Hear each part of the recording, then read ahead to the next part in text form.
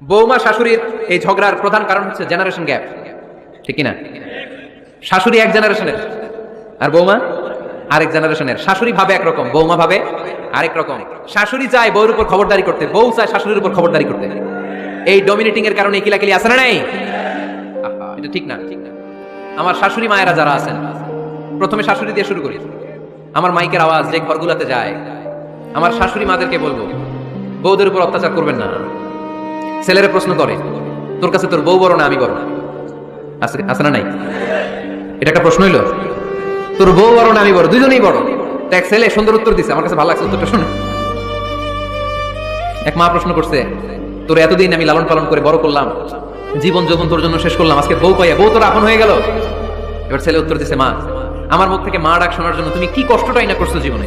10 মাস আমার পেটে ধারণ করলা, খাইতে পারো নাই, বমি করছো, খালি ওষুধ খাইছো, তোমার পেট কেটে আমার বের করা হয়েছে, 2 বছর আমার দুধ খাওয়াইছো, পেশাব পায়খানা পরিষ্কার করেছো। বয়স যখন 3-4 তখন তোমার আমি মা ডাকছি। এই মা ডাকটা শোনার জন্য তুমি এত কষ্ট করছো, আর আরেকবারের মাইয়া এই ঘরে আইসে তোমার মা ডাকা শুরু করছো। যেই মেয়েটা তোমার মা ডাকে সে আমার আপন হবে না কেন মা? ঠিক না? এই মা ডাক শোনার জন্য তুমি এত কষ্ট করলা, আমার লালন পালন করলা, 10 মাস পেটে ধরলা, পেশাব পায়খানা পরিষ্কার করলা, এরপরে মা ডাক শুনতে পারছো। আর আরেকবারের মেয়ে জানা নাই চিনা নাই এসেই তোমার ডাকা শুরু করছে মা। তো যে আমার মারে মা ডাকে তার স্থান তো আমার কলি যায়, ঠিক না? শাশুড়ি আম্মারা যারা আছেন, প্লিজ বৌমাদেরকে কষ্ট দিয়েন না। অনেক শাশুড়ি আছে পান থেকে চুন খসলে রেগে যায়, পদে পদে স্ত্রীর ভুল ধরে, বউয়ের ভুল ধরে, আছে না নাই? এটা করবেন না। সে তো নতুন, আপনার অনেক এক্সপিরিয়েন্স হতে তার সময় লাগবে। তাকে সময় দিন, তাকে ভালোবাসুন, ঠিক কিনা? না বুঝে সামান্যতে বৌমারে বদদোয়া দেয়, এরকম আছে না নাই?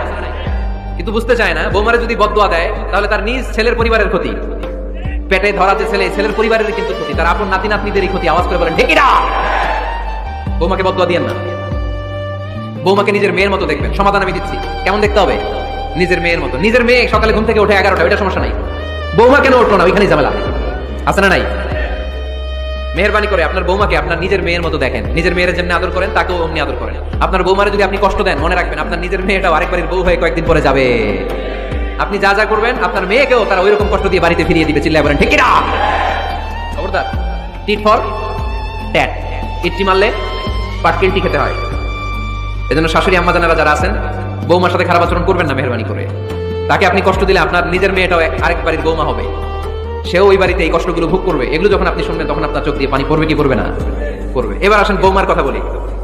বৌমা যারা আছেন মেহেরবানি করে, বৌমা যারা আছেন মেহেরবানি করে আপনার শাশুড়ি আম্মাকে নিজের মায়ের জায়গায় রাখবেন। আপনার বাড়ি ছেড়ে নতুন বাড়িতে আসছেন, তো এটাই তো আপনার বাড়ি।